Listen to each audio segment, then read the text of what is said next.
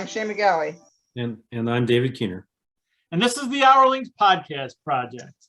Tonight, we're going to catch up on where we are on our various projects that we're working on. And we're going to give each other a hard time and encourage each other, as well as inspire. And we're going to do it while we're drinking. At least me. I got brandy. I'm the only one that has alcohol. Yeah, it's funny. I just don't have any booze in here right now.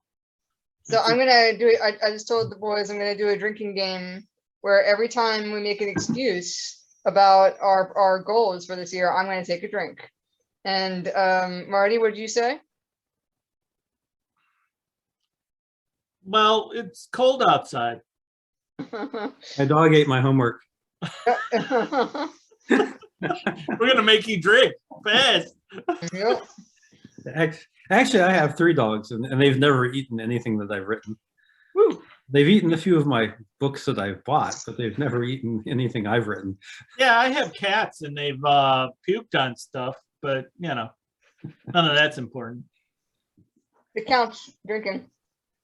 Yep, so project updates. I am on schedule for my annual goals this year. Nice. So far.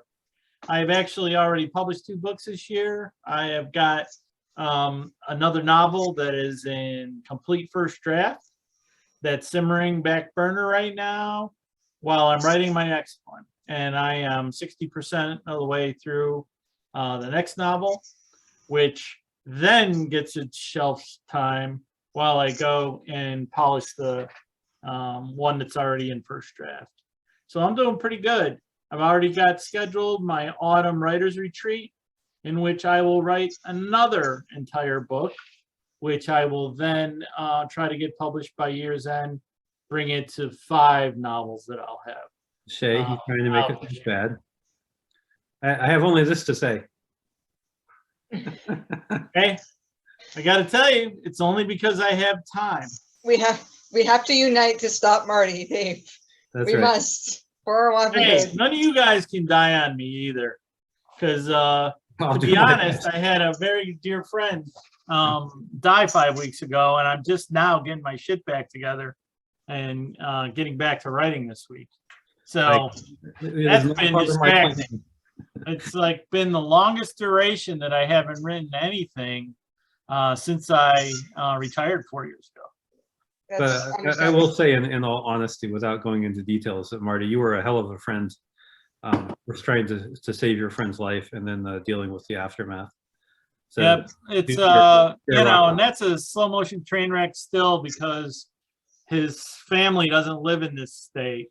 So taking a lot of local weight for his family, which they greatly appreciate, and it's an honor to do. Yeah, and it's really weird, all this weird shit that's happening with that.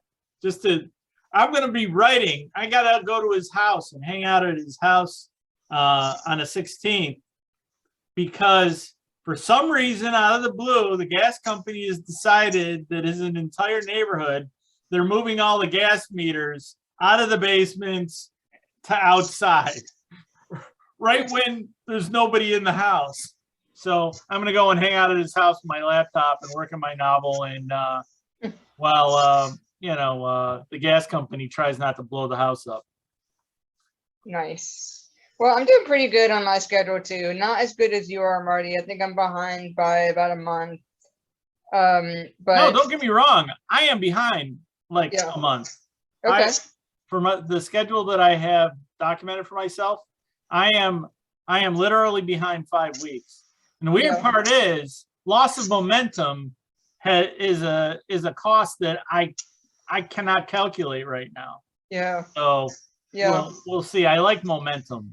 Doing it every day while it's fresh in your head is awesome. It's really fun.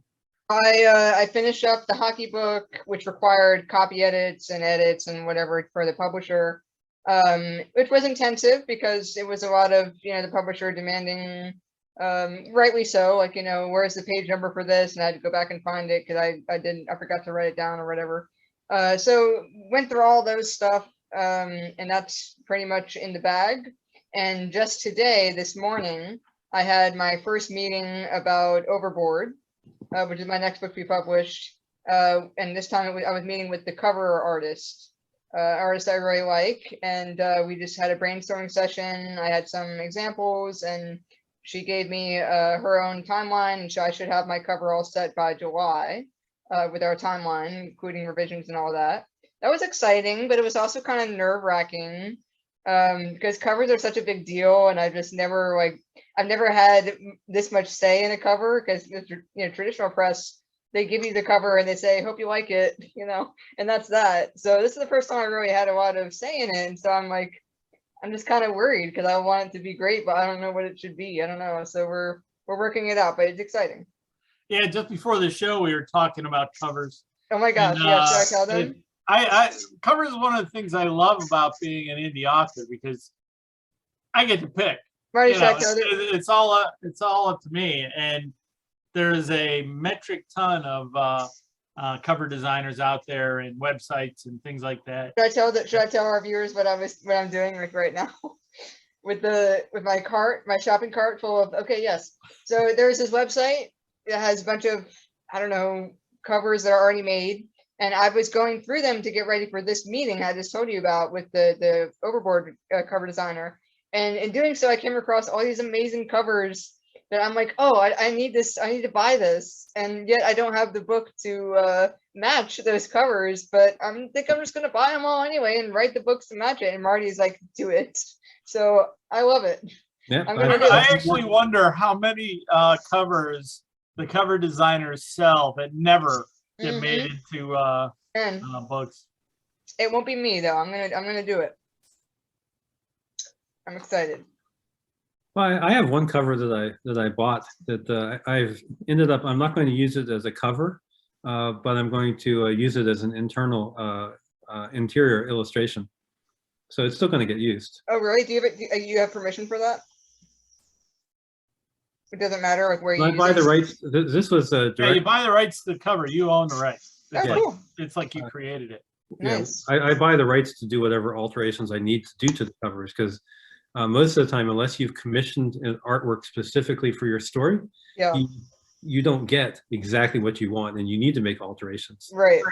Yeah, it's worthy to note when you're talking about covers, you got to make sure when you are contracting a cover that you have complete rights to use the cover for whatever you want, including posters and marketing materials and all the various kinds of publications you do, and it's Kindle and paperback and hardcover and audio, and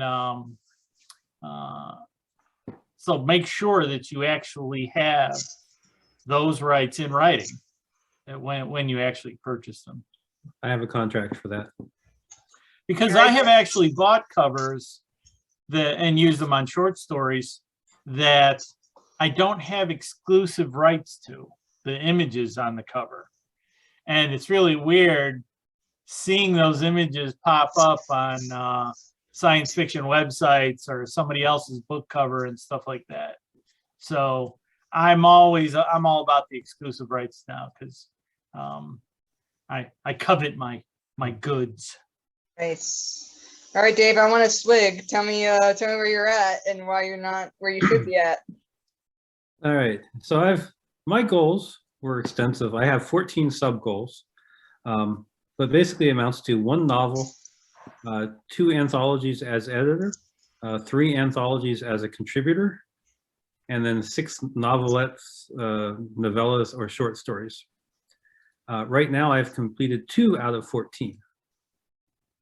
If I can get my 2 anthologies out as editor, that will give me 4 more objectives, which will give me 6.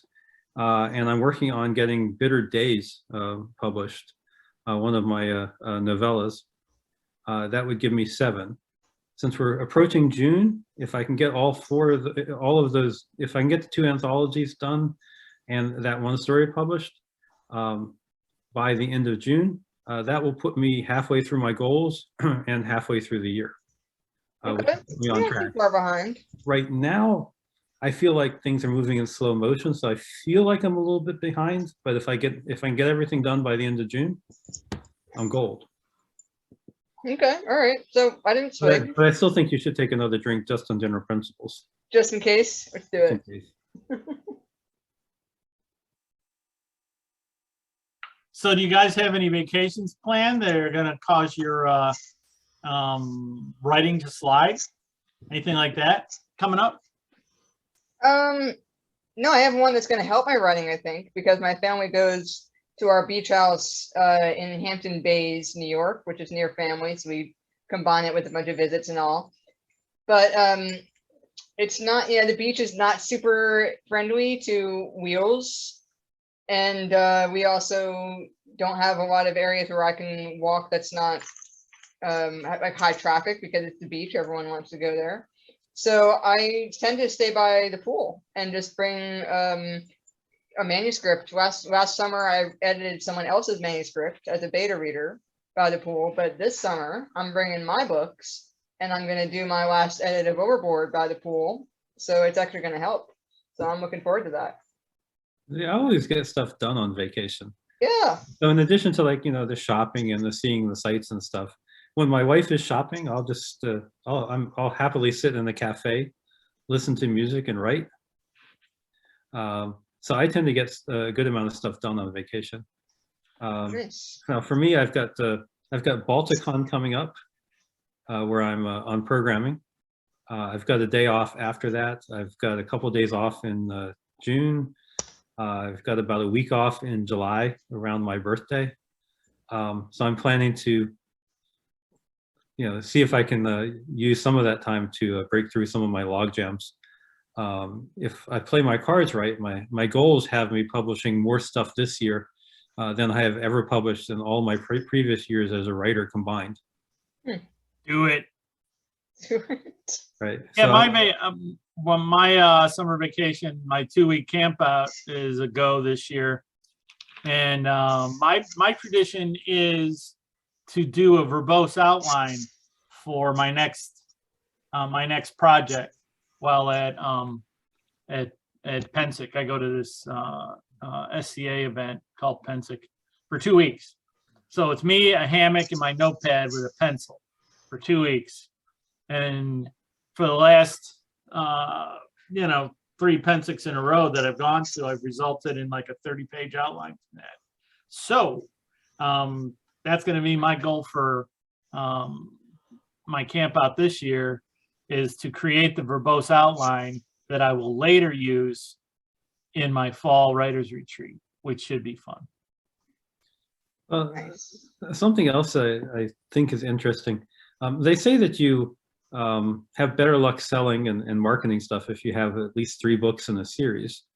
And so as part of built into these goals for me is by the end of the year, I'm hoping to have 3 books published in my Thousand Kingdoms series and 3 books published in my Inflection Point series, which is my near future science fiction, sometimes climate change type stories. Interesting. Cool. So it sounds like we're moving along. I actually have production of an audiobook working right now. It's going to be good. I haven't got any samples yet, but I've just hired the narrator for that project. I'll probably be doing that again later this year. I've already done that once this year, and I love doing that because audiobooks are really super popular and are going to get more popular if I'm reading the tea leaves correctly. You mean as people stop learning how to read? No, Audible's going to come out with basically the analog to Kindle Unlimited. So it's going to be like Audible Unlimited. I don't know what they're going to call it yet, but it's paying a monthly fee, and you can listen to all the audiobooks that you want that are in the catalog. And if that happens, it should be, very profitable for popular audio authors. And I'm hoping to like make some serious money with that, because that'd be awesome. Because I make a ton of money with Kindle Unlimited right now, and I love that stuff. And it's just yet another revenue stream, because that's, you know, that's really silly. The things you never think about when you go into writing books, all the business aspects of it. It's really weird. Well, I'm swigging. I don't know. I don't hear excuses, but I'm swigging.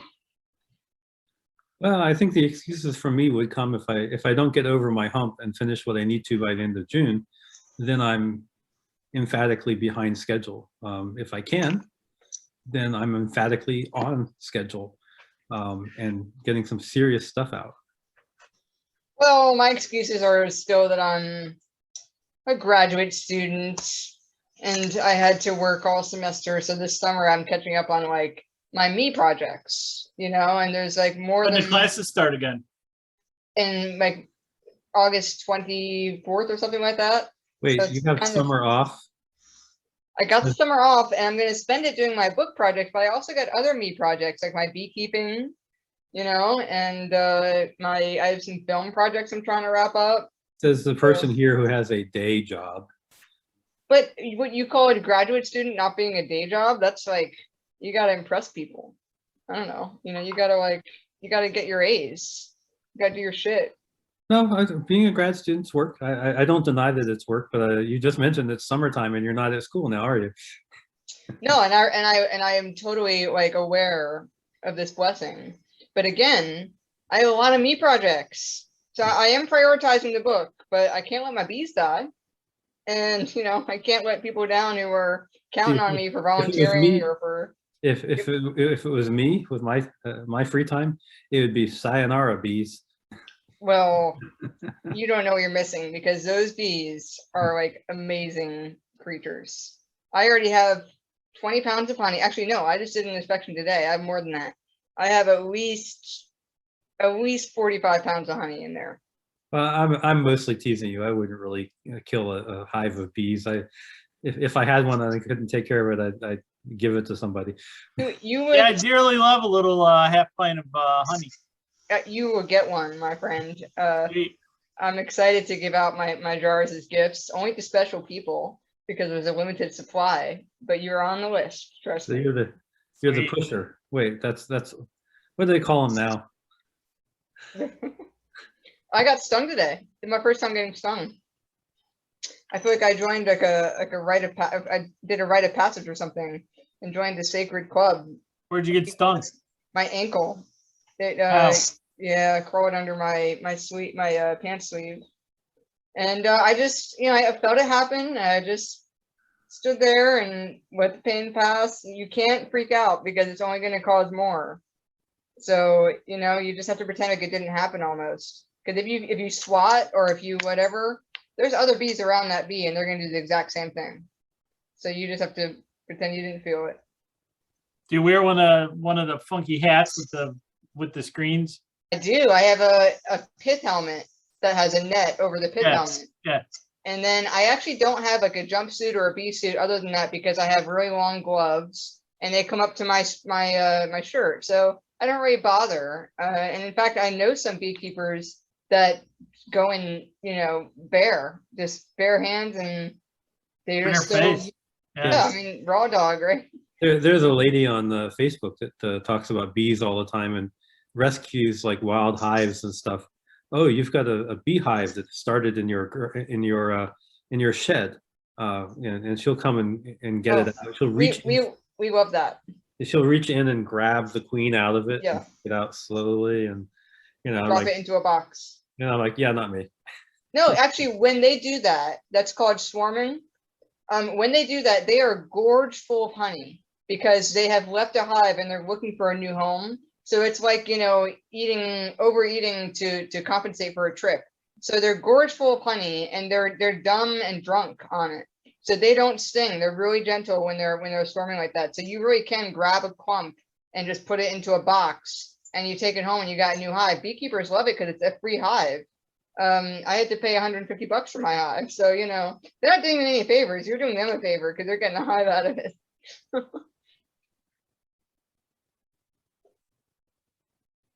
I I can had keep hobbies. talking about bees. The Yeah, silence. I used to Yes. have hobbies, but now it's either work or writing. I gotta get you guys out. Man, we gotta get some Hourlings beekeeping project. I don't know. What's our next? We're doing an episode from the hive. Yeah, I knew a beekeeper. He always smoked a cigar while he beekeeped. That's a good idea. Smoke calms him down. Yep. Very good. But then again, he always smoked a cigar. So, you know. Nice. So what else is new, you guys, in your life? Oh, not too much. I bought a new trailer. You Like know, a U-Haul? landscape trailer. Okay. You know, my wife is very excited for new loads of mulch for the garden. The trailer is used for like domestic stuff or like domestic chores, or are you going to use it for like camping?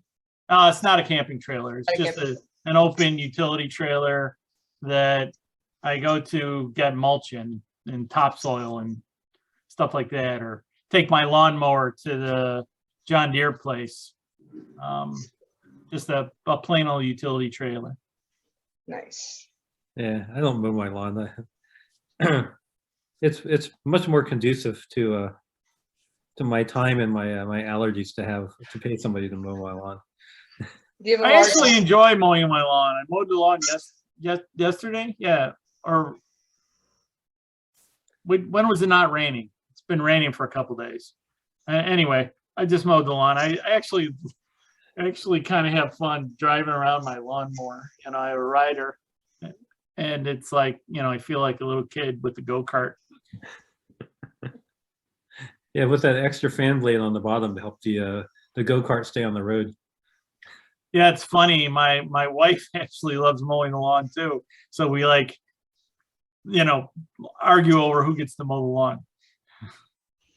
I do a better job. That would be my favorite chore if I were able to do that. In fact, I have had ideas, gentlemen. All you have to do is put a blade. Yeah, no, don't say it. It's my idea. Yes, putting a blade below my wheelchair, and all of a sudden I'm a riding mower.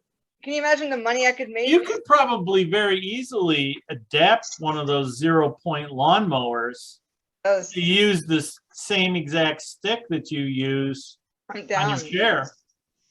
I would so do that. I'm so down. I can also solve your beach problem.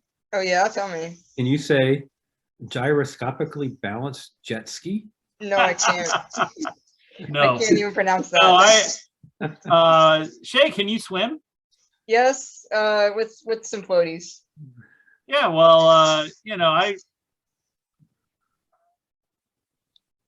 don't even like going on jet skis anymore because I almost drowned on one. It's way too easy to get way too far from shore with a powerful, fast jet ski. So Yeah. don't ever get so far off the shore that you can't swim back. For me, that's like a couple yards offshore. So, what was I going to say though? Yeah, so I would love to do lawn mowing. The only chore that I'm actually good at in my house, my job, is to take the groceries from the van to the kitchen, because they put all the bags on my chair and I ferry it back and forth. So that's my one actual chore. So they're using you as a mule. They are. I am a pack mule, and I have no shame. An effective pack mule. Very effective. Excellent. Yes. Yeah, excellent. You need a wagon that you can pull too, and then you can be like, you know, how many wheels does that thing have? 4? It has 4 and 2 casters on the back. They're like wheelie bars. That would mini wheels. Dave, did you see my Halloween costume this past year though? Probably, but I don't recall it offhand. I attached 2 wagons behind my chair, and I became a train, and the wagons were the cars, and I had a smokestack in front of me. Big hit, big hit. A lot of candy that year. The candy harvest. Mm-hmm. Yep, I still trick or treat because my neighbors look forward to my costumes, and it's a nice night with my dad, and I love candy, and I can't think of a better thing to do on Halloween. So I have no shame, absolutely none, zero. Yeah, see, I stopped doing Halloween when somebody gave me a rock. Really? Yeah. Why would they do that? Were you a bad boy? No, you have to understand that, It's I from might have Charlie been, Brown. It's Yeah, I classic. figure a reference. I might have been 11 years old, but I It was haunted you? probably 5, 6, and they looked at me like, you shouldn't be. So yeah, unbeknownst to me, they gave me a rock. That's heartbreaking. You know what? You can come with me. You want to come with me this Halloween? You can come with me. I'm an adult now. If I want candy, I go to Walgreens and go, all right, take one of them and one of them and one of them. Don't become an adult. It's a trap. You gotta enjoy the random thrill of suspecting that there's razor blades in your candy. Exactly. You know, it's thrill seeking. Yes. You know, you gotta live for the danger. Yeah. So basically, I'm a kid with an adult salary. Because once you reach 50, the rules say if you haven't grown up, you don't have to. That's true. I'll confess, I buy all the candy I want every day. I support that, man. I support you. The thing is, the amount I want is exactly 0. What a twist. What a Yes. twist there, I'm Marty. not a candy guy. I don't like sweet stuff. You I don't even like chocolate really in particular. savory? You're more like salty. Chocolate's not my poison, but Mike and Ike's could also be called author chow. Author chow. Now there's an episode. That's yeah.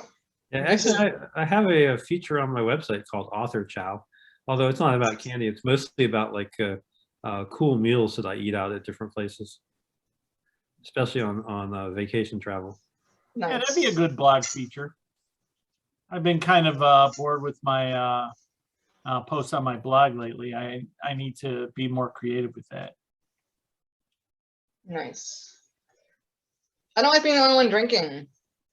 You guys have to like at least pretend to be buzzed on my account. Cheers, cheers, lads.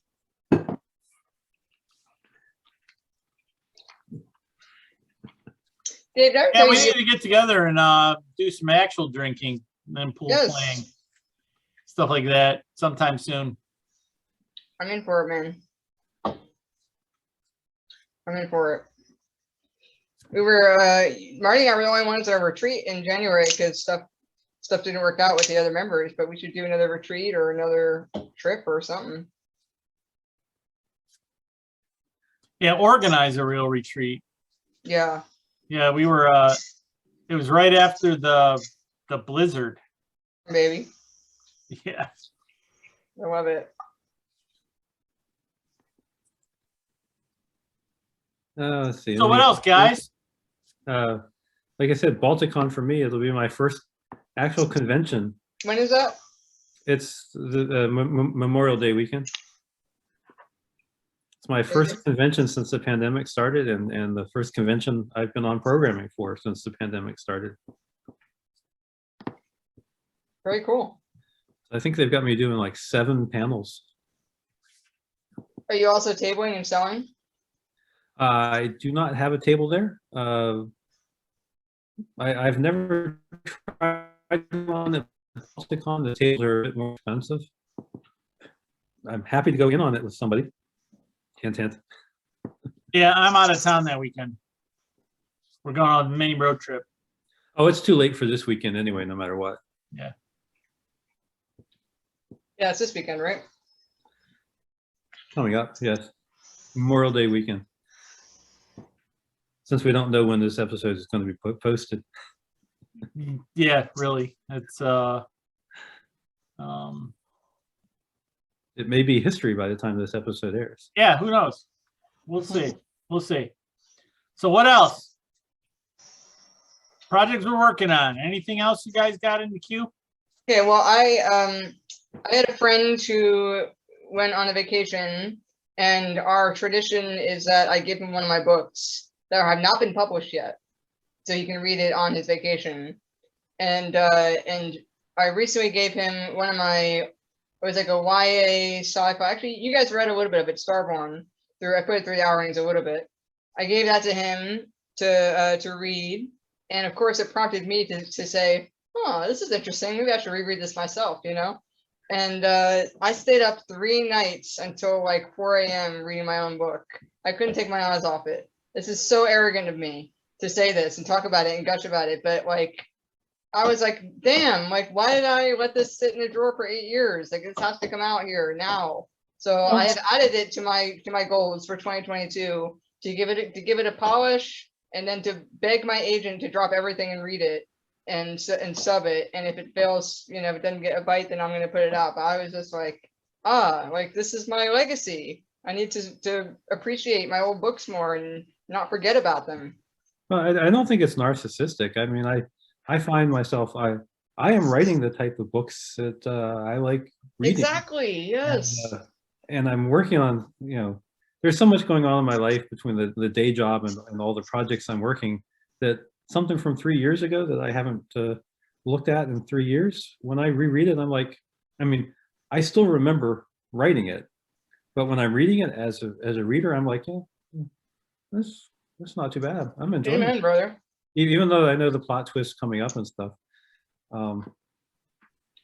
Yeah, and sometimes you come across like a piece of like a couple of sentences that you read or that you wrote, and you're like, damn, was that me? Like, did I write that? I forgot I wrote that. That's good. That's funny too when that happens. Yeah, exactly. Yeah. I get back up to speed on Monday to start writing again for the novel I'm working on called Blood Heretics. When it got stalled, I was at 42,000 words. So to get back into the mindset, I sat down and opened it in Word and had the text-to-speech interface read the book to me, and I just soaked it in to, you know, get the pace and the characters and the storyline going again in my head so that I could hit the ground running when I started writing again on Tuesday. Nice. Yeah. See, for me, with each of my stories, I know you do some of this too, Marty. I have an outline. I typically have a list of characters, including like a little paragraph about each one, and sometimes what they look like. I don't usually have pictures, but I usually have, you know, white skin, black hair, you know, whatever. And other key details like, you know, world building details I have written down on different pages within my Scrivener notes section. So when it comes time to pick up a story like you are, that I haven't worked on in a while, it's, you know, first it's refresh myself with all the background material, then it's reread what I've written so far, and then it's, you know, next step, continue. Yeah, I always cast all my stories.